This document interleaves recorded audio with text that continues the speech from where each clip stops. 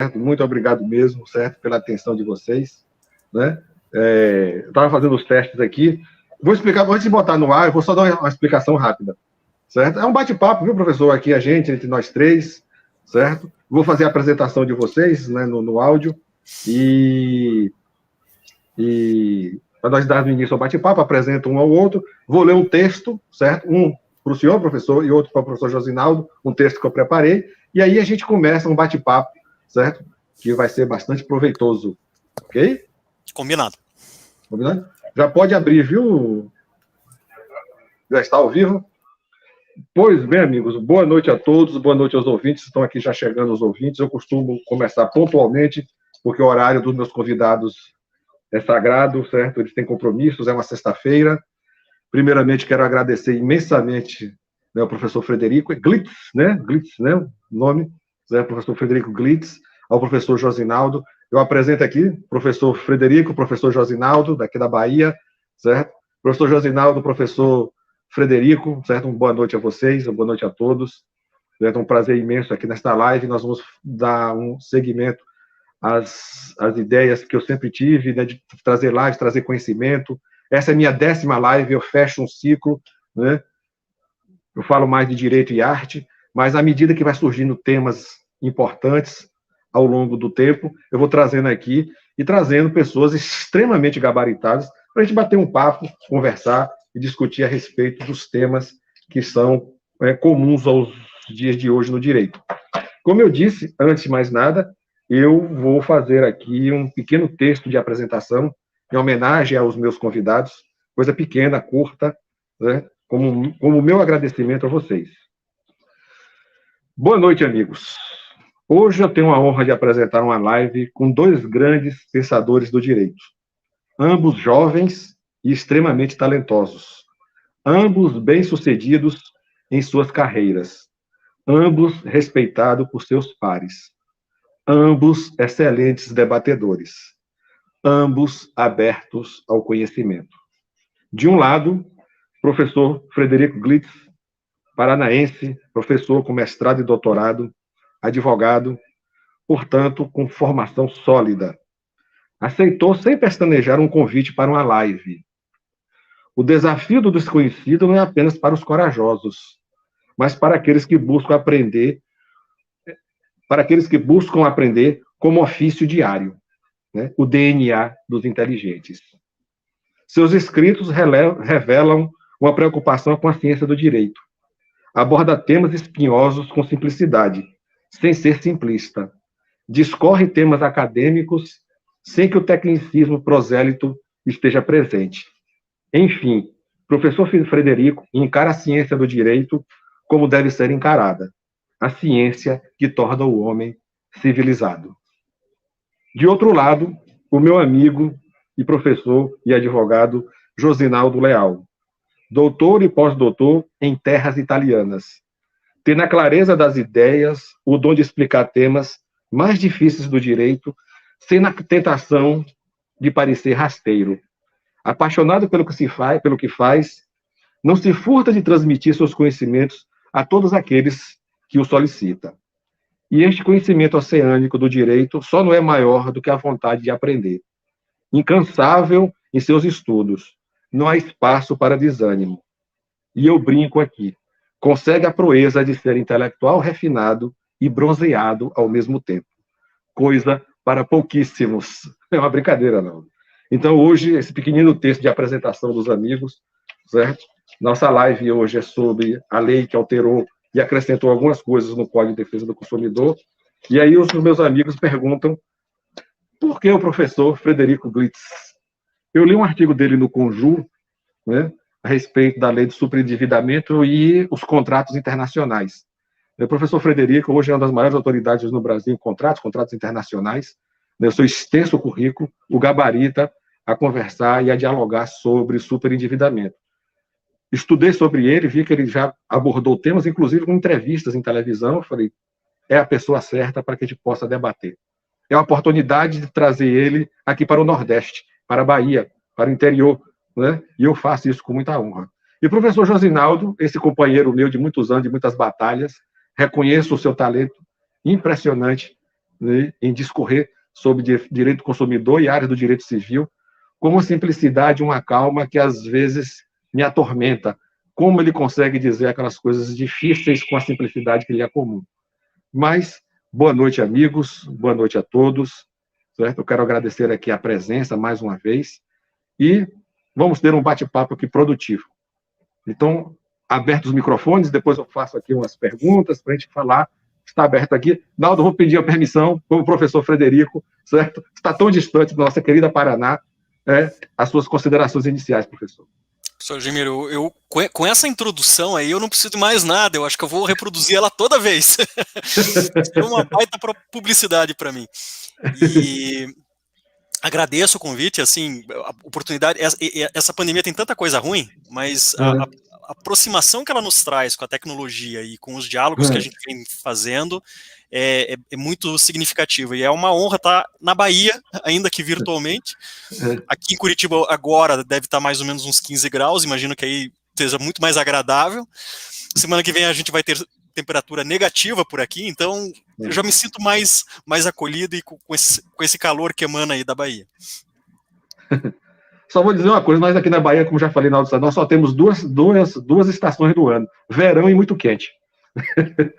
Pois não, Josinaldo? As suas introduções aí iniciais. Boa noite a todos, boa noite, meus amigos, meus cumprimentos ao professor Frederico e ao querido amigo Agemiro, que sempre nos presenteia com belos textos, e dessa vez não foi diferente. Fica aqui o meu registro e minha também eterna admiração, e você tem o dom da palavra, de concatenar ideias, caminhar pelo direito com a maior facilidade. Eu reitero em toda oportunidade, o professor Frederico vai passar a ter a possibilidade de acompanhar isso. O professor Agemiro, Frederico, eu reputo que é um dos seres humanos que já promoveu maiores leituras nesse mundo. Eu não conheço ainda alguém que tenha lido tantos livros, e livros bons e de qualidade, como esse jovem rapaz aí. Então, é uma alegria estar novamente no seu canal para a gente tratar de tema da atualidade, né? Hoje eu fiz até uma chamada no Instagram dizendo que é o tema mais importante em relação ao direito do consumidor no Brasil hoje, é discutirmos a questão do superendividamento. E no arremate, professor Frederico, eu diria que em Salvador, quando faz 15 graus, é para ser feriado. Suspender as aulas, fechar as agências bancárias, recolher as crianças, porque o mundo vai acabar. Essa é a maravilha do nosso país, né? Quanta diversidade. Com certeza, com certeza. Vamos lá. Nós tivemos recentemente, né, uma alteração significativa no Código de Defesa do Consumidor. O Brasil acordou para a situação do superendividamento, né? Com o advento do Plano Real, né, o equilíbrio da economia, as pessoas foram, né, se adequando à nova realidade econômica. Já estava em vigor o Código de Defesa do Consumidor, mas, né, com a estabilidade econômica veio a reboque, né, o crédito, a facilidade de conquistar o crédito. Como era uma população acostumada a um processo inflacionário, ela talvez não compreendeu, né, definitivamente como lidar com o dinheiro e com o crédito. E aí surge, ao derredor disso, a condição das pessoas começarem a se endividar com cartão de crédito, cheque, empréstimos, financiamentos, e às vezes se tornando impagável e as pessoas entrando num clima de insolvência, desequilibrando o mercado, de uma certa forma, porque você tira a pessoa do mercado consumidor, né? E aí processos de cobrança e por aí vai. E aí, tardiamente, nosso legislador resolve fazer uma adequação no Código de Defesa do Consumidor, que já havia previsão legal, principalmente em dois países da qual eu pesquisei, que é o Código de Le Consommateur, que é o código de francês. Meu francês é meio ruim, né? De 1978, 1998. E o Bankrupt, né, dos Estados Unidos, o Act Bankrupt, né, Code, de 1978, que trata especificamente da falência civil, né, nos Estados Unidos. E aí essas alterações trouxe uma ruptura daquilo que havia sobre como tratar as pessoas super endividadas. Então eu começo com o professor Frederico, né, Quais são as considerações iniciais que o senhor traz a respeito desse superendividamento? Inclusive, no seu artigo, o senhor faz uma alusão aos contratos internacionais, como estender este superendividamento, né, as proteções que a legislação traz a esses contratos, porque o mundo, né, globalizado, né, a gente fala globalizado, mas acho que desde os fenícios o mundo já é globalizado, mas hoje muito mais, né, que os contratos muitas vezes extrapolam os limites territoriais e às vezes as pessoas, né, se encontram em uma situação de endividamento. Então, né, nós podemos começar por aí e a palavra é com o senhor. Professor Ademir, eu acho que a sua introdução foi muito pertinente, porque mostra que o assunto é atual e ainda pouco tratado, pouco conhecido. O que eu acho interessante é que a gente recebe esse projeto, então esse projeto está sendo discutido já há muito tempo, e ele é meio recebido como uma grande novidade, né?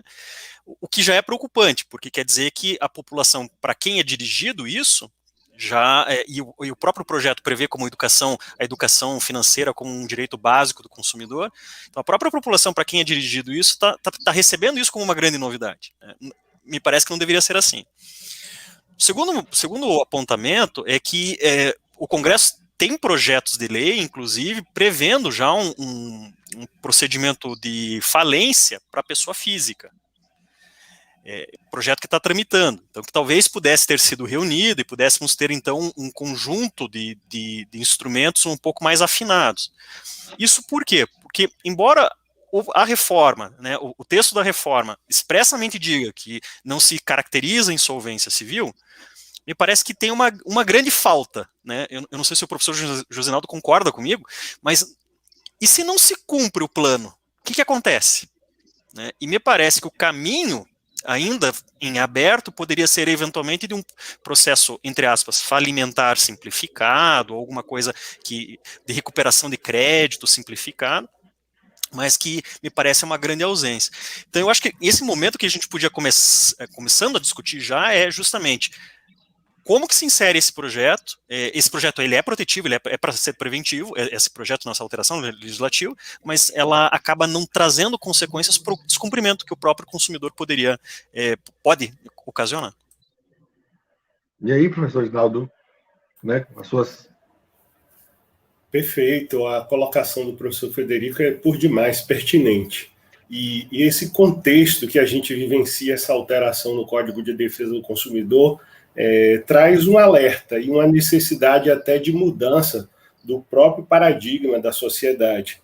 Até porque o superendividamento normativo agora, ele não vem dar um salvo-conduto, ele não vem a ser uma alteração normativa para agasalhar o devedor e dizer que é uma norma que chega para proteger o caloteiro, como popularmente se direciona.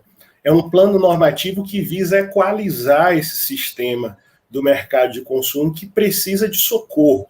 A gente tem uma tramitação legislativa aí que ultrapassou 10 anos, demorou de surgir a questão da normatização superendividamento. Não tenho dúvidas que esse cenário da pandemia serviu como um alavancador diante do abismo que uma parte da sociedade brasileira passou a se encontrar na condição de endividado.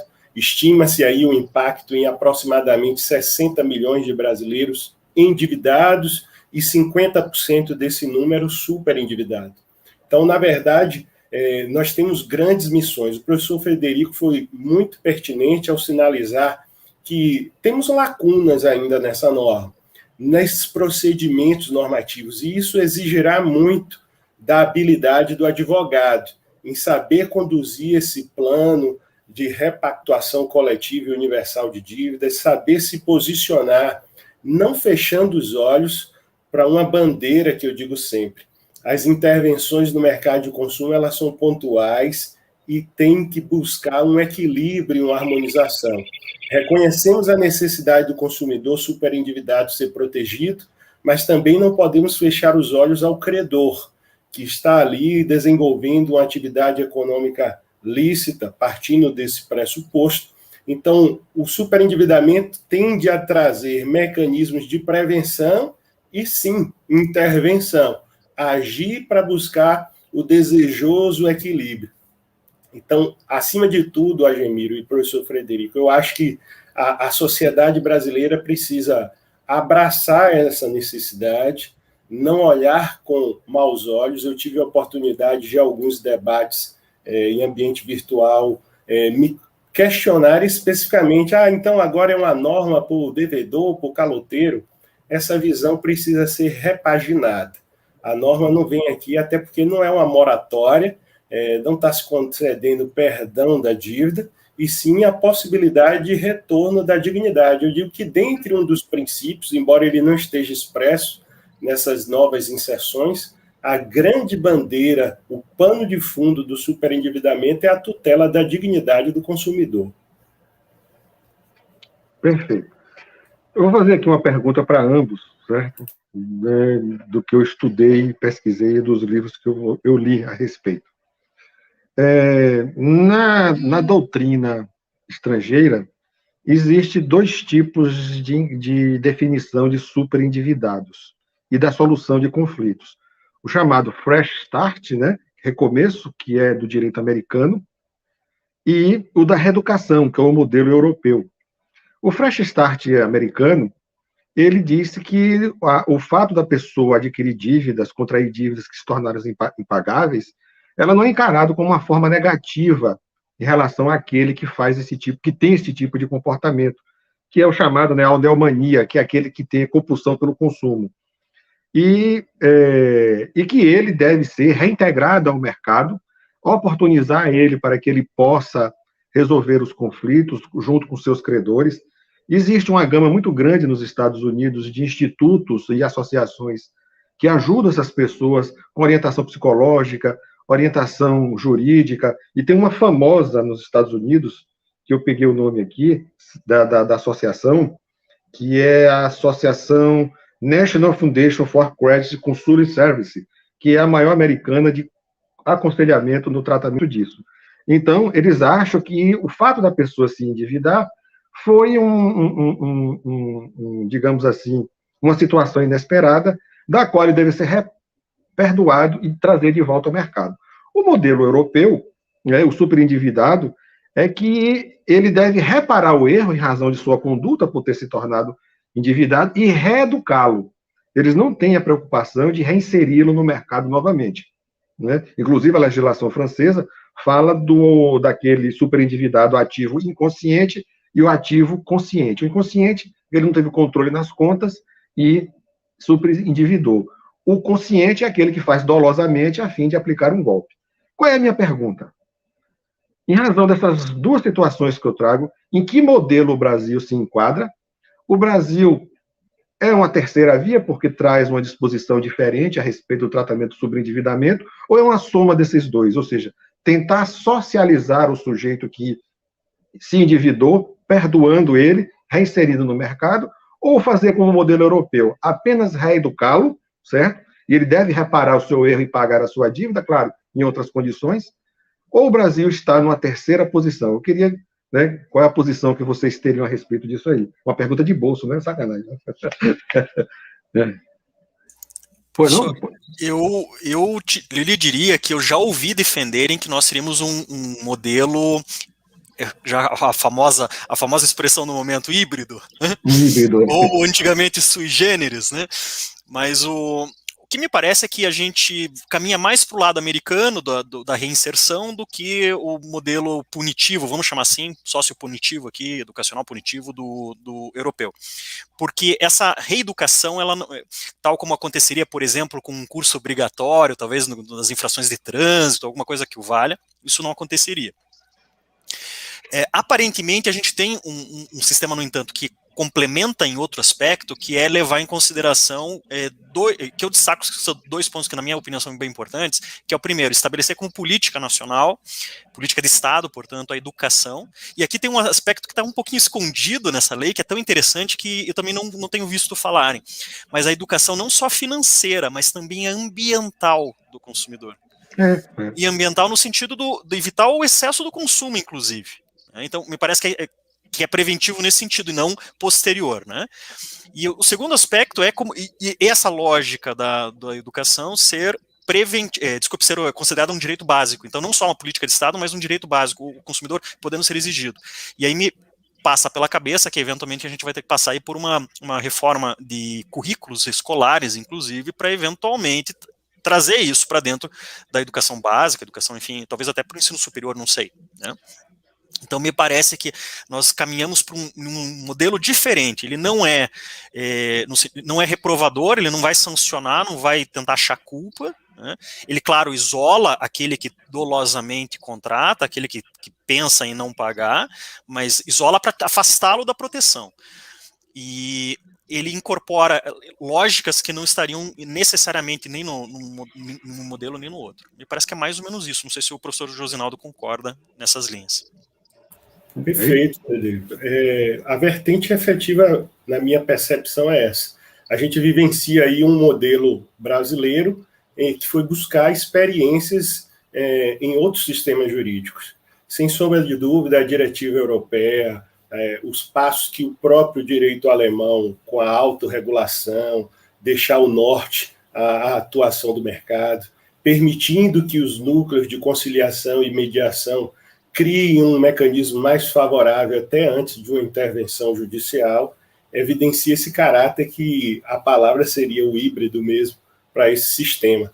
E o pertinente nesse cenário todo de transformação com a questão do superendividamento é a gente perceber que criaram-se, em uma sequência no âmbito do Código de Defesa do Consumidor, novos princípios, novos instrumentos e novos direitos básicos. Mas se a gente for analisar e promover uma interpretação adequada, eles são o redimensionamento da ideia de que o Estado tem o dever de promover a proteção do consumidor, a partir da premissa do artigo 5º, inciso 32 da Constituição. Então, eu diria até, eu tive a experiência de escrever um artigo no passado que era uma crítica, numa proposta já de reforma do Código, que eu dizia reforma do CDC. Para quê e para quem? Porque se nós temos uma norma de arcabouço principiológico e aberto, como é o próprio Código de Defesa do Consumidor, eu percebo que todas essas ilações que as alterações trouxeram seriam possíveis já no nosso sistema jurídico. Que bom que ganhou essa conotação expressiva, criando o direito à educação fundamental, financeira. O Brasil hoje já conta com a alteração legislativa, inclusive para incluir como disciplina obrigatória a formação financeira infantil. Nós precisamos reformar a formação do brasileiro para essa cultura, uma cultura de educação financeira. Os filhos, as crianças precisam, desde logo, compreender a lógica do consumo, para que não alimente a ideia do consumismo desacerbado, desequilibrado, que promove muitas vezes um mercado injusto, e não é o correto.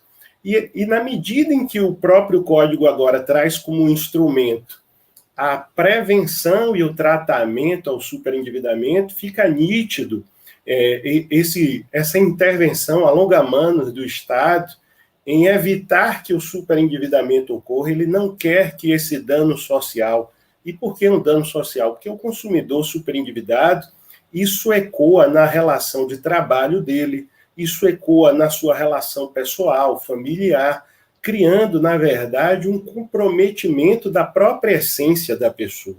Nós sabemos que o consumidor endividado, ele não consegue produzir, ele não consegue implementar atos da vida ou do próprio convívio de forma equilibrada. Nós temos registros de consumidores que são cobrados por intermédio de vizinhos, familiares, porque os credores abordam terceiros para cobrar ele. Ou, como eu digo sempre, as hipóteses de cobrança exaustiva, que quebra a paz, o sossego e a tranquilidade do consumidor. Então, na hora que nós temos mecanismos para evitar isso, como nós tivemos vedado agora mecanismos de práticas persuasivas contra o consumidor, eu me recordo, professor Frederico, aqui em Salvador, quando ia fazer audiência na Justiça do Trabalho, num prédio físico, as audiências físicas, fica em um bairro aqui em Salvador, que o advogado, a caminho do prédio da Justiça do Trabalho, ele só faltava ser carregado para dentro de agências financeiras, atendentes pelo meio da rua, vestido de palhaço, colocava panfletos dentro do bolso do paletó. venha pegar dinheiro agora, pegue aqui. Então, imagine o consumidor que tem um mínimo de formação, consegue se defender disso. E o consumidor que já está na beira do abismo do endividamento ou do superendividamento. Então, até de forma conclusiva, vivenciamos, e ao meu sentir de forma positiva, esse modelo que busca um equilíbrio, evitar que o superendividamento, o fenômeno ocorra, e reconhecendo ele na sociedade, promova instrumentos corretivos. Professor Rosinaldo, se me permite, essa sua construção é muito interessante, até porque boa parte do que se fala depois nessa reforma do dever de informar já se poderia se extrair da boa-fé objetiva prevista anteriormente. Só que, infelizmente, no Brasil parece que a norma tem que estar descritiva, tem que ser muito exaustiva para que as pessoas compreendam, né? E essa sua exemplificação aí da abordagem do consumidor, aqui em Curitiba era exatamente a mesma coisa, tá? Existia um lugar em especial que é muito próximo de uma agência do INSS, inclusive, que dava na contratação do empréstimo a opção por dentaduras. E isso foi objeto de bastante confusão, digamos assim, por aqui. Então, realmente, isso é muito relevante. Até eu brinco sempre, Agemiro e Frederico, e falo isso em sala de aula com os alunos, que parece que a gente vive uma geração que é dependente legislativo. Existe o dependente químico, nós somos dependentes de normas. E muitas vezes eu travo diálogos em sala de aula e o aluno me questiona, professor, qual é o artigo da lei? Eu fiz, que lei? Ah, mas não está em lei nenhuma, não. Eu fiz, calma, nós temos princípios, vamos interpretar. Nós vimos essa dependência e não é à toa que o Vadimeco já ultrapassa lá 14 mil leis só federais. Então, a sua colocação é demais pertinente. Lênio Streck, inclusive, ele sempre afirma de que existe um equívoco no meio acadêmico brasileiro e na vida profissional, de que as pessoas acham que o direito é construído pelas decisões dos tribunais das sentenças e que a lei já diz tudo, quando na verdade não, é o contrário, né? É a doutrina que faz com que as leis sejam construídas e aí as pacificações sociais. Eu vou mais fundo, certo? E trago aqui umas definições do superendividamento, mas existe também uma situação, né, que abraça tudo isso aí, que diz relativo ao consumo, né? Zygmunt Bauman, né, aquele grande sociólogo polonês que morou na Inglaterra, né, no livro dele A Vida para o Consumo, ele traz um conceito sobre o consumo que eu achei assim, interessante, e que isso se desdobra mais tarde no superendividamento que ele aborda, não com esses termos, mas ele traz lá no seu livro, né, A Vida para o Consumo. Ele entende, certo, que o consumo, eu até anotei no livro, que a sociedade de consumo, o propósito é a aquisição de bens e posse de objetos, mas para evitar que o sujeito fique satisfeito, ou seja, ele tem que inovar a cada dia e libertar-se do velho. Ou seja, o que é que ele quer dizer com esse conceito, Bauman? De que a sociedade de consumo impõe à pessoa o desejo de comprar, mas o desejo não é de ter a posse do bem, nem trazer com que ele fique feliz, mas de que ele descarte aquilo quanto mais cedo possível para se libertar do velho. E isso faz com que ele cresça o consumo e, às vezes, ele perca o controle. Eu acho, né, não sei se vocês concordam com esse posicionamento, que o superendividamento ele está ligado não apenas às transações financeiras, ao oferecimento de crédito, mas às pessoas que são levadas a consumir produtos e que esses produtos têm contrato de compra e venda, né, você tem oferecimento de bens com créditos a perder de vista, inúmeras prestações, e as pessoas fazem as suas contas levando em consideração se aquela prestação cabe no seu salário, sem levar em consideração os juros, e a lei traz isso, dizendo que tem que ser descrito, apontar os valores que você paga, o juro. Foi vetado pelo presidente da República a expressão, né, sem consulta ao SPC e Serasa, né, ele disse que, né, a publicidade não deveria, na lei original, né, não deveria constar essa expressão, mas aí ele vetou e ela passa a constar na publicidade.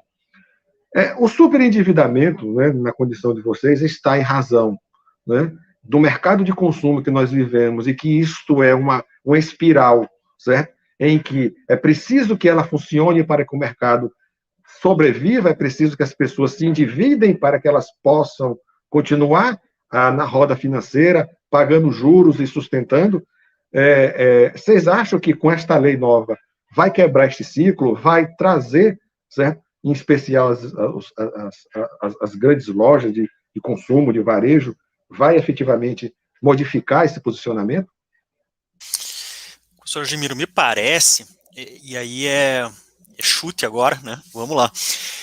A primeira questão é que, sim, a forma como o consumo é equacionada, e o Bauman é muito feliz em apontar isso, né? O falecido Bauman é muito feliz em apontar isso, é de que há uma constante insatisfação, né? Mas isso é próprio do capitalismo, talvez, esse capitalismo mais predatório, e que está sendo hoje buscado um equilíbrio maior. E aqui na Universidade Federal do Paraná, nós temos uma linha de pesquisa que é de Direito Civil Constitucional, e uma expressão que se usa muito nessa linha de pesquisa é justamente a do ser e a do ter.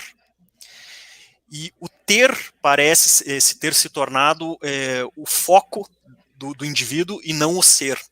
Então, o patrimônio, o patrimonialismo e não a perspectiva existencial.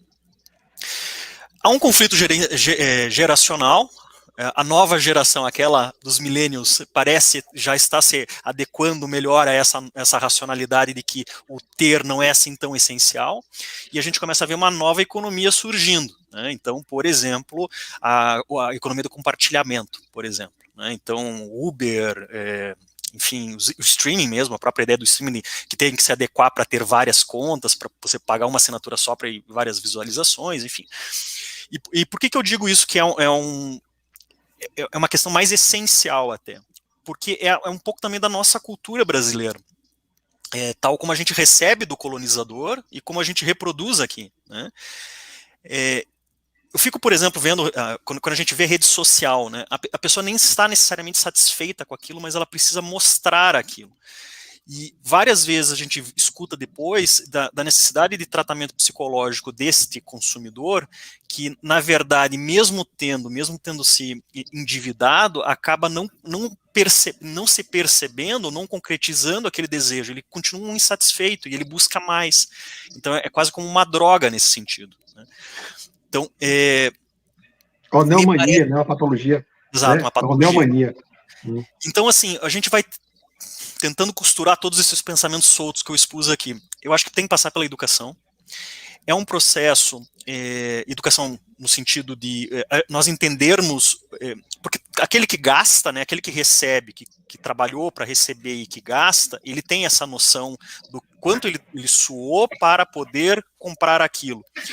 E o problema do cálculo na prestação é que ele calcula o valor da prestação no seu esforço. Então, ele, em vez de pegar o valor global, então, digamos lá, 100, ele pega a prestação 10. E ele diz, para eu conseguir 10, eu trabalhei tanto tempo. Isso é básico, isso é ensino básico, é ensino financeiro, é matemática, basicamente, né?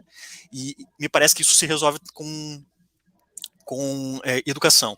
Mas há também uma questão geracional dos valores envolvidos, e aí o Brasil está passando por isso, a gente vem percebendo essa preocupação, por exemplo, a ideia do greenwashing, né? Aquela ideia de que você só é verde, ecológico para vender, né? Que você, na verdade, continua poluindo, polui até mais para vender. Ou ainda a questão do produto se tornar obsoleto muito rapidamente, que tem muito a ver com essa ideia de substituição, né? Eu conheço, por exemplo, vários dos meus alunos, por exemplo, que me dizem que tem lá o celular X, é um celular antigo, como o meu, por exemplo, e que diz, olha, não tem por que trocar, porque basicamente eu uso ele para isso, isso e aquilo, eu não preciso de algo mais do que isso para fazer. É claro que isso também passa por uma reformulação geracional dos valores que são atribuídos. E eu vi um estudo recente, muito, muito interessante, dizendo, inclusive, das diferenças de gerações, dizendo exatamente o que é valorizado, né? Então, algumas gerações para trás, por exemplo, muito preocupadas com essa instabilidade financeira brasileira, a preocupação em reservar. Posteriormente, a preocupação em usufruir, em razão justamente da estabilidade financeira. E hoje, o que se enxerga para frente em razão da pandemia, em razão da economia, talvez, né, um pouco mais com freio de mão puxado, enfim, é muito uma preocupação em não gastar, né? Não é nem reservar, é em não gastar, é sobreviver sem gastar. Então, me parece que parte da educação é também um processo geracional e, claro, uma construção de um modelo civilizatório aí nosso próprio que a gente precisa como sociedade enfrentar. E lei, e aí respondendo a sua pergunta, lei não faz nada disso, né? Lei é morta, né? Lei é texto, né? E quem dá vida a ele somos nós, né? Interpretando, aplicando, construindo, enfim. Então me parece que a lei não vai resolver nada disso, a gente precisa resolver isso como sociedade, não vai vir um legislador todo conhecedor de tudo, né, e prevendo tudo, e vai resolver todos os nossos problemas. Quem precisa resolver os problemas somos nós mesmos. Me desculpe se me alonguei, se me enrolei muito, mas precisava costurar todos esses pensamentos. Nada, não, perfeito, tranquilo. perfeito. E aí, professor Reginaldo? Perfeito, a colocação por demais pertinente e evidencia essa nossa preocupação. Na verdade, o grande problema aí é bem complexo. Não é normativo e nem a solução vai ser, é uma questão comportamental. A gente precisa também romper a ideia de que o superendividamento está ligado diretamente a questões do crédito bancário. As pessoas acabam associando isso diretamente. Falou em superendividamento é porque está devendo aos bancos, está atolado em dívidas. A gama de possibilidades que atraem e permitem o superendividamento é sem precedente. É no consumo direto de produtos, de serviços e também do crédito bancário. Embora muitas vezes o que se torne evidente seja isso. Mas nós vivenciamos uma sociedade de consumo, uma sociedade que é alimentada por desejos criados. Muitas vezes nós não temos essas necessidades de aquisição de bens, mas esses desejos são incultados. Eu tiro o chapéu, como diz, aliás, o apresentador Raul Gil, né? Eu tiro o chapéu para isso, eu tiro o chapéu para aquilo, eu tiro o chapéu para o profissional da publicidade. O profissional da publicidade ele detém uma capacidade de criar necessidade no consumidor impressionante. O fenômeno da publicidade visa fomentar atos de consumo. E hoje essa ideia de sociedade de marcas, tem um livro que é da autora Quezada, a capa do livro é um bebê cheio de marcas tatuadas no corpo, evidenciando que a geração, desde o início, já é alimentada ao consumo das marcas. E quando a gente passa a observar o comportamento do consumidor no mercado, a gente ainda fica mais preocupado com a forma de consumo, né? Recentemente, eu li um artigo nos Estados Unidos que fazia referência que consumidoras chegavam em clínicas de estética nos Estados Unidos e pedia para aplicar o efeito de filtros do Instagram nela. É essa geração de consumo multifacetária que se comporta no mercado de consumo, criando situações que o legislador não vai prever ou não vai normatizar. E quando a gente vê essa necessidade de consumir por consumir, eu faço sempre um raio-x interessante do comportamento do consumidor. A psicologia do consumo, ela diz que o consumidor cada vez mais investe em tecnologia que ele não usa. E se a gente for fazer uma leitura de 2 itens, 2 produtos que está na casa dos brasileiros, a gente constata isso. A TV e o aparelho de micro-ondas. A TV, cada vez mais adquirimos melhores aparelhos de TV com inúmeros recursos e utilizamos no controle apenas o ligar, desligar, aumentar e baixar o volume e mudar o canal. Cada vez mais os controles são recheados de recursos e nós não utilizamos. O aparelho de micro-ondas, compramos muitas vezes aqueles mais tecnológicos, bonitos, sequer lemos o manual de instrução e utilizamos apenas um botão. Tem lá um painel com 20 botões, 50 funções, pagamos mais caro por isso e não utilizamos. E isso se replica na questão que o professor Frederico traz do aparelho celular. Muitas vezes empregamos recursos em aparelhos com altíssima tecnologia, que na verdade eu diria que não é um celular, esse aparelho também faz ligação. É um recurso que ele tem, é fazer ligações, de tão recheado de tecnologia que ele existe. Então, sem sombra de dúvida, a gente vai viver momentos e ciclos em que o comportamento do consumidor no mercado precisa se adequar. Caminhamos ainda de forma muito rasa para esse processo de conscientização, mas já é uma grande luz de observar modelos de conscientização do mercado europeu. Eu digo que o consumidor no mercado europeu ele ainda é mais conscientizado numa perspectiva coletiva do que o consumidor brasileiro. O consumidor brasileiro ainda é individualista, ainda traz aquele ranço lá, eu digo, do sangue azul privatista.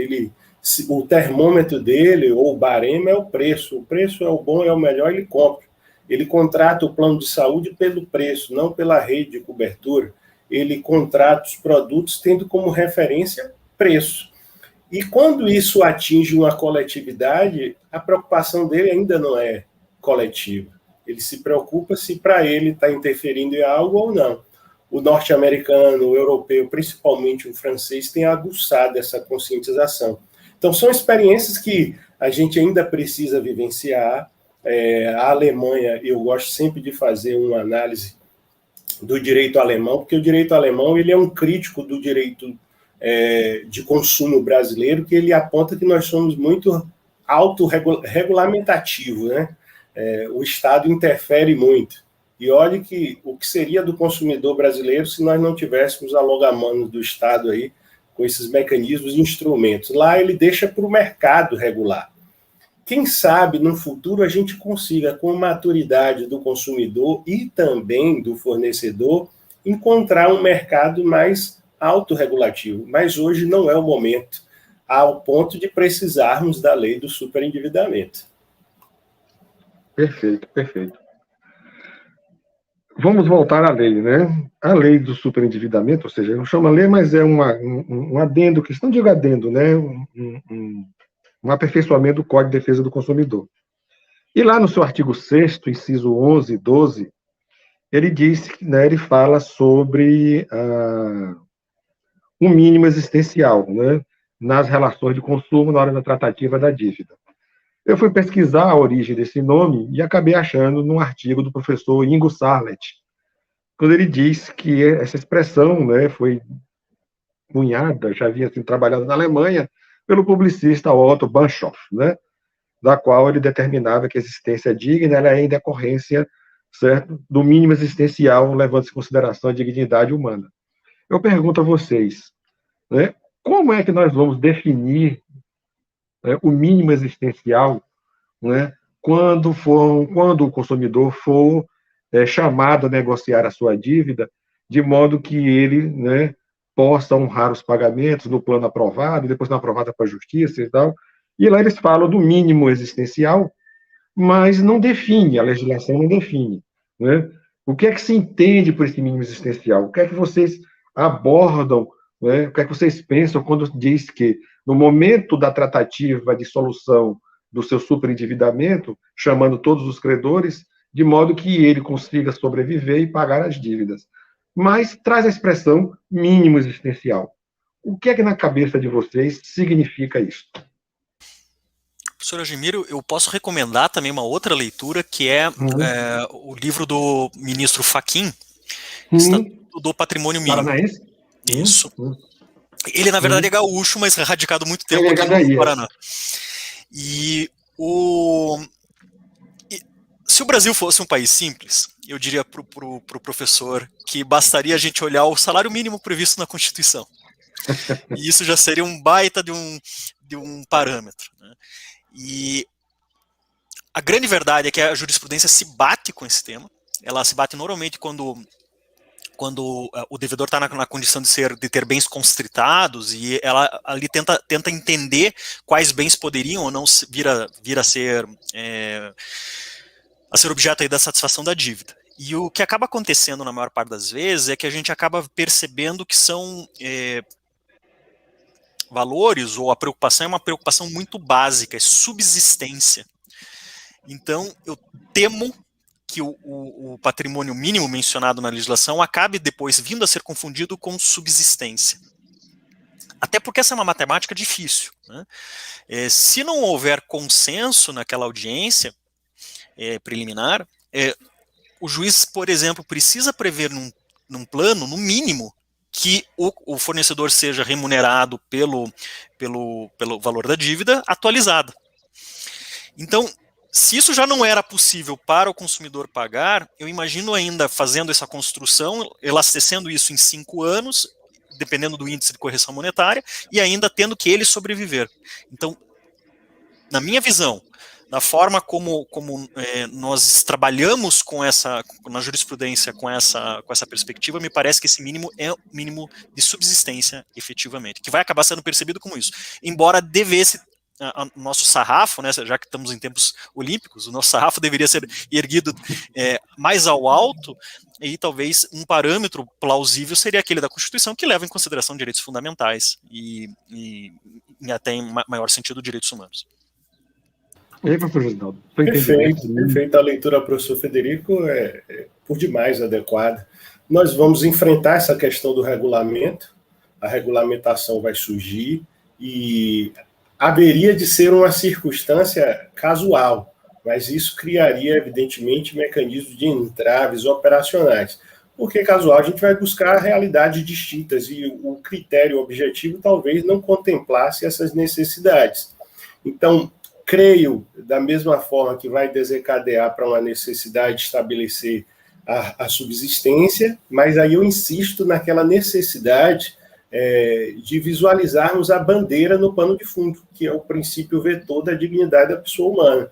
A subsistência digna, que seja assegurado isso ao consumidor, que se assegure a ele não apenas o mínimo existencial da sobrevivência. Ele precisa sobreviver de forma digna. O sobreviver de forma digna não é luxar, como muitas pessoas podem imaginar. O sobreviver de forma digna não é impedir, por exemplo, esse consumidor de ir a uma praça, um parque ou uma praia, que são espaços públicos e que não teria o custo. Aí, está devendo, mas está na praia tomando sol, coisas do tipo. Dignidade é o pressuposto, dignidade é o vetor a ser perseguido. E no andar dessas circunstâncias, eu penso que o fornecedor que tiver a sensibilidade de se melhor posicionar nessas questões do pacto, ele terá amenizado o impacto econômico dele. Passa também um diálogo a respeito disso por boas práticas dos fornecedores. A necessidade do compliance nas relações de consumo vai exigir isso, posicionamentos transparentes, positivos e proativos dos fornecedores. O credor não é para ficar de braços cruzados esperando ver se vai ocorrer ou não essas circunstâncias. Os mecanismos é de interesse dele, a norma dá um piso que assegura a ele o recebimento principal, não é também um abismo sem fim para o fornecedor.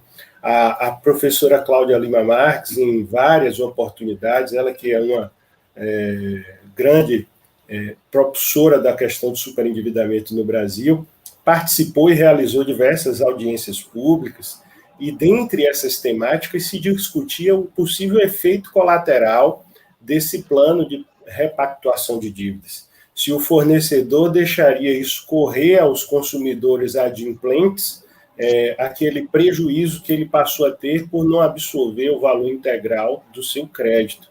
Discussões foram realizadas nesse tema, a gente sempre se preocupa em relação a isso no sistema de consumo, porque o custo produto, o custo serviço, muitas vezes no nosso sistema vai ser repassado, e muitas vezes Eu quero crer que essa onda do superendividamento preventivo e corretivo permita, com essas boas práticas da compliance nas relações de consumo, conduzir. Eu tenho orientado, inclusive, clientes, fornecedores nesse segmento. Vai ser uma grande oportunidade de revigorar a marca, o posicionamento do produto e da empresa no mercado com a postura proativa e, acima de tudo, buscar ali a fidelização daquele consumidor, porque ele não vai deixar de ser consumidor e nem vai sair do mercado. E se ele não souber, fornecedor, utilizar aquele momento da dificuldade ou do superendividamento para fidelizar e sim para aniquilar o consumidor, ele perde ali efetivamente um possível vínculo de relação de consumo. Perfeito. Vocês estão me ouvindo bem? Perfeitamente. Perfeito. Meu som aqui está baixo, viu, Breno? Meu som aqui não estou ouvindo quase nada. Mas tudo bem. Professor Rodrigo, eu li o seu artigo do Conju, e uma das suas preocupações ali no artigo dizia respeito aos contratos internacionais, ao qual o senhor tem uma larga experiência e um profundo conhecimento. E, né, acabou sendo vetado, né, o inciso 17, 18, se não me engano. Mas, como eu disse, nós vivemos numa sociedade globalizada que as relações contratuais extrapolam, às vezes, os limites nacionais, né? E aí, né, como será o tratamento que será dado nessas situações, dessas relações de consumo que são feitas com empresas estrangeiras, né, que atingem as pessoas físicas? Hoje, por exemplo, você pode comprar um produto continuamente numa empresa estrangeira, né, às vezes até chinesa, sei lá. E aí, como é que vai ser dado o tratamento? Como é que vai se estender isso? Como é que vai se aplicar a norma? Como é que o senhor vê hoje, mesmo com esses vetos que ocorreram, né, por parte da Presidência da República, que vai voltar ainda com vocês, né? O Congresso ainda vai votar os vetos ainda, né? Eu não sei se vai manter o que está aí, mas a análise que eu vi do artigo do senhor a respeito. Professor Ademiro, essa é uma questão que eu acho fundamental, né? Porque o brasileiro, ele já era um consumidor internacional ávido, né? O brasileiro gosta da ideia de poder sair do Brasil e ir aproveitar serviços e produtos fora. A estabilização da economia permitiu isso, né? A gente teve uma frase muito infeliz recentemente do ministro da Economia, inclusive dizendo que o dólar não estava autossuficiente, fazendo uma relação um tanto infeliz. Breno? Mas o que acaba acontecendo? Sempre se pensa o consumidor internacional a partir da lógica. Você está ouvindo? O professor Ademiro nos escuta, não? Estou escutando, estou escutando. Ah, então tá. Estava com problema aqui no som, mas já recuperei. Tá. O que normalmente se pensa do consumidor internacional é o ativo, como a gente chama, né? Que é o consumidor que ele mesmo transborda a fronteira, né? Ele vai para fora do Estado brasileiro, vai para fora das fronteiras brasileiras para consumir. A grande questão, no entanto, é que, e a pandemia é um catalisador disso, nós estamos percebendo um crescimento exponencial das relações de consumo realizados à distância, especialmente por meio da utilização da internet. Então, garanto que os dois professores já devem ter feito isso, né? Então, por exemplo, se os professores têm o WhatsApp, já fizeram um contrato de consumo internacional. Uhum. Se os professores entram em um AliExpress da vida, fizeram uma importação. Então, cada vez que o consumidor brasileiro consome, e hoje não é só uma ou outra plataforma, várias delas, inclusive, posso citar uma em especial que eu vi recentemente, que ela até faz um alerta, esta compra é internacional. Então, o que acaba acontecendo? Nós nos colocamos numa situação globalizada, como não poderia deixar de ser, no entanto, a gente tem ainda a dificuldade do sistema. Por quê? Eu não sei como é a realidade da Bahia, não sei se vocês têm essa disciplina como obrigatória no curso, mas é uma disciplina normalmente de 10º período, do último ano, que é a disciplina de Direito Internacional Privado, que normalmente o aluno não quer nem ouvir falar, né? Porque o professor é um doido que está falando de umas coisas que eu nunca pensei que poderia, né? Passa 9 semestres ouvindo falar de direito brasileiro, daqui a pouco tem um doido que fala que pode ser direito estrangeiro. Então, primeiro é uma questão até cultural de como a gente lida com isso. Segundo, que é uma complexidade própria dos contratos, que é saber qual é o direito que se aplica a ele.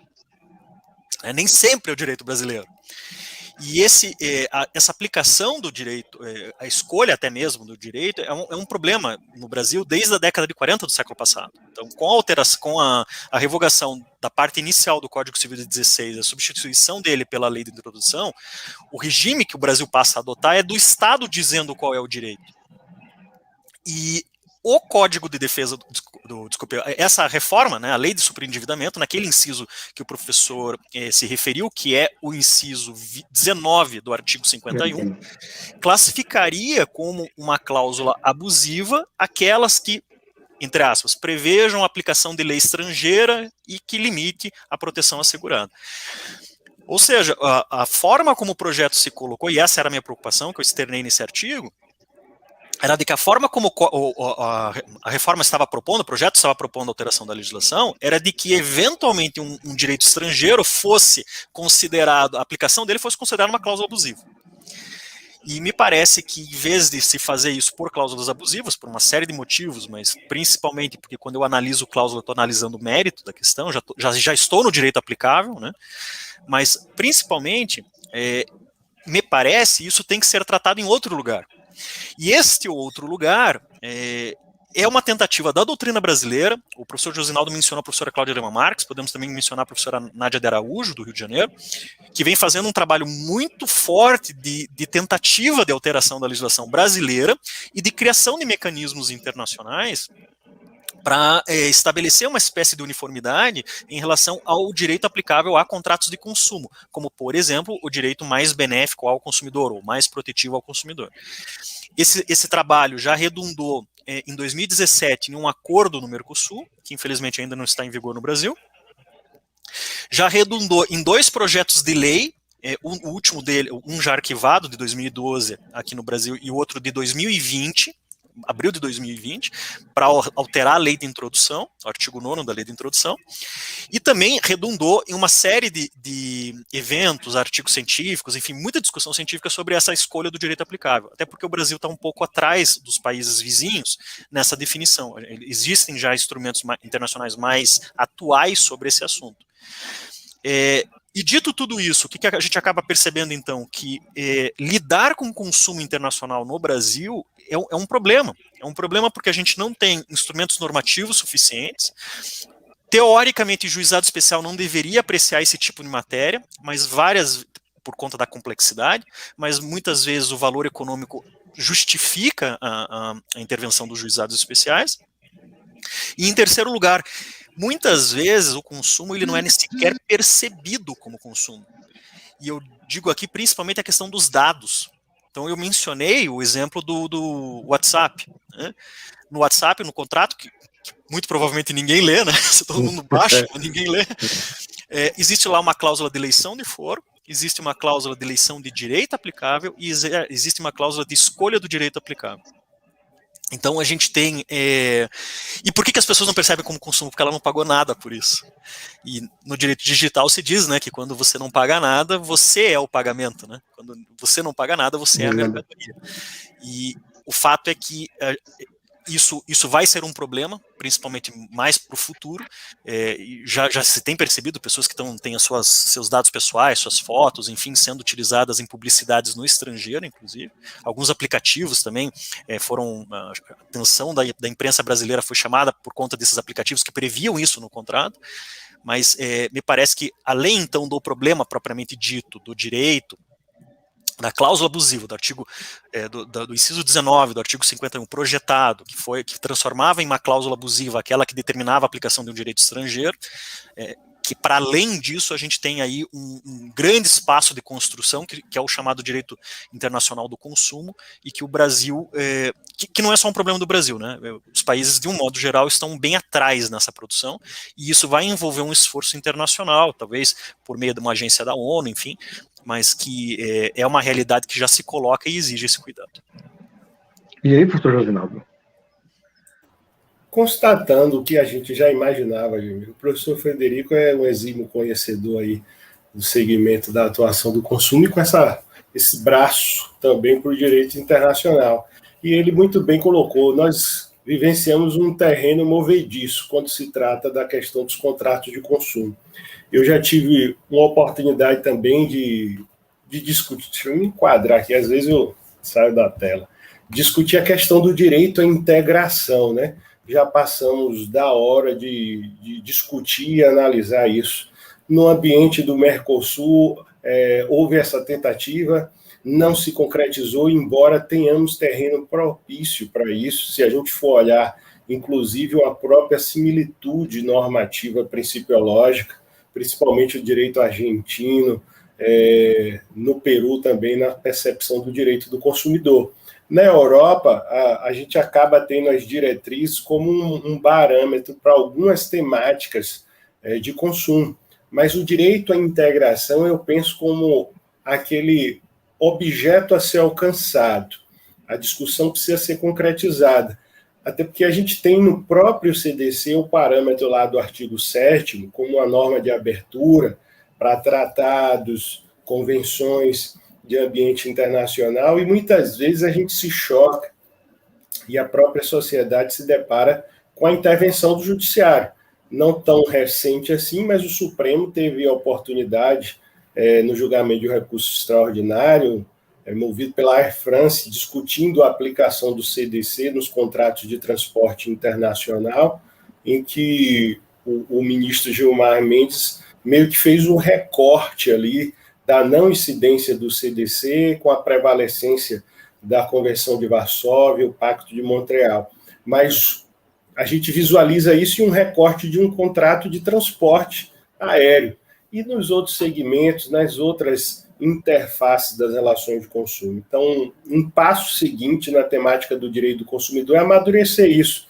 A gente sabe que o consumo é global, a gente sabe que hoje, com a ideia dos dados, essas interfaces do direito do consumidor com a própria Lei de Proteção Geral de Dados, a LGPD, vai permitir ainda um terreno muito propício para se discutir isso. Se no passado, em séculos outros, o patrimônio era medido em moeda, hoje é em dados. Quem tem dados tem patrimônio. E precisa ser preservado e cuidado isso, porque as relações de consumo, mais do que nunca, têm sido entabuladas nesse cenário e nesse ambiente virtual.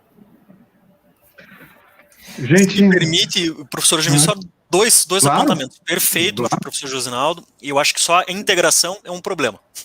Um problema por quê? Porque nós não conseguimos nos integrar aqui no Cone Sul, né? Recentemente publiquei um livro sobre direito contratual do Mercosul, e basicamente a minha constatação é essa sua. É um caminho da integração, mas falta ainda, né? Na prática, né? E o Mercosul, que está fazendo aniversário, nós, como brasileiros, percebemos ele como um campo de jogo ali com os argentinos do outro lado, né? E os argentinos fazem a mesma coisa nesse momento. Então, enquanto a gente não integrar, enquanto não virar aqui um mercado, uma loja comunitária de fato, a gente vai ter muita dificuldade do ponto de vista do consumo internacional, pelo menos aqui na região. E o segundo apontamento é justamente de que quando a gente lida com a questão dos tratados, e perfeita sua análise, o tratado lá, a Convenção de Montreal e de Varsóvia, elas têm um recorte, porque o artigo 178 da Constituição fala estritamente de transporte. Mas a gente não tem outros pontos que outras situações que seriam tão recortadas assim. E aí eu chamo a atenção dos ouvintes para um caso, que é um caso que eu efetivamente gosto muito de estudar, porque ele traz muitas possibilidades, um caso do STJ, que chama-se o caso Panasonic, de 1991. E neste caso, o que aconteceu foi justamente um consumidor brasileiro que foi aos Estados Unidos, adquiriu um produto e quando chegou ao Brasil não teve assistência técnica por produto. E a justificativa na época eram que duas pessoas jurídicas distintas. O STJ é um caso que começa em 1991, 6 meses depois da entrada em vigor do Código de Defesa do Consumidor, ele termina apenas em 2010 por meio de transação. E neste caso existe o recurso especial transito julgado, tem ação rescisória, tem embargos infringentes, enfim, é um caso daqueles, né? Eu até preparei um artigo sobre esse caso, tá para ser publicado, mas eu recomendo aos ouvintes que queiram entender como é a dificuldade do código do consumo internacional no Brasil, que estudem esse caso, que ele é bem, bem interessante. Muito bem, né? Você vê que está tão ótimo, está tudo tão legal, né? Muito bom, nós já temos mais de 1 hora, mas nós temos que acabar, certo? Temos que acabar, porque já é tarde, e foi excelente, certo? Aprendi muito, eu sempre digo, eu sou egoísta, certo? Eu faço essas lives para que eu possa aprender com vocês, certo? É por isso que eu faço, sou extremamente egoísta nesse aspecto.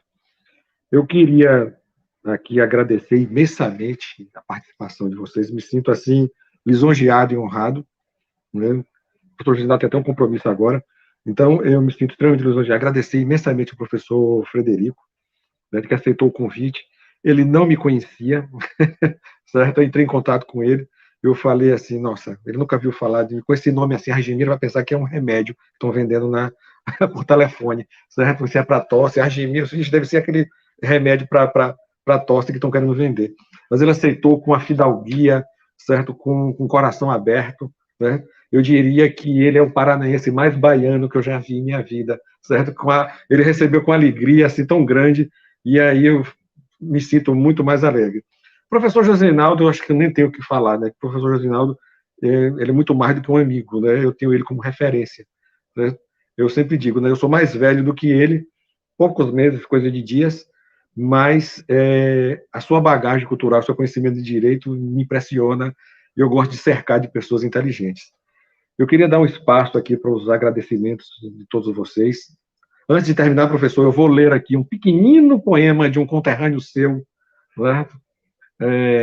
Paulo Leminski, esse poeta extraordinário, extremamente ligado com a Bahia, muito amigo de Caetano, Gil, Gal, gravou músicas dele, Bethânia, Moraes Moreira, né? Esse poeta fantástico, né, paranaense. E aí, a deixar o espaço para os agradecimentos finais do professor Rodrigo e do professor Josinaldo, lembrando que eu estou profundamente agradecido pela disponibilidade de tempo de vocês. E felizes porque vocês, vamos dizer, eu sou mais velho do que vocês, e fico muito feliz que vocês representam a nova geração do direito brasileiro, né? E de extrema qualidade. Vocês honram os nossos juristas do passado, Pontes de Miranda, Rui Barbosa, Orlando Gomes, né? Vocês são tão bons quanto eles. Vocês honram, né, o nosso direito brasileiro, né? Vocês são estudiosos, preparados, jovens e com um futuro extremamente brilhante na frente, né? E eu me sinto muito feliz em poder conversar com vocês e dialogar. E fica aí um espaço para os agradecimentos finais. Professor Argemiro, eu que agradeço a gentileza do contato, a gentileza do convite. Eu costumo brincar que que só aprende quem conversa, né? É conversando que a gente vai aprendendo as coisas, né? Então, assim, e conversar com realidades diferentes também, com lógicas diferentes, com raciocínios diferentes, isso para mim é fundamental, até porque a gente constrói o direito entre pares, né? E se não for assim, não tem como construir direito.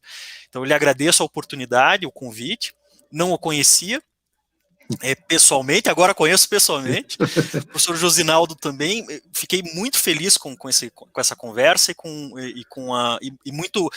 me senti muito bem recebido.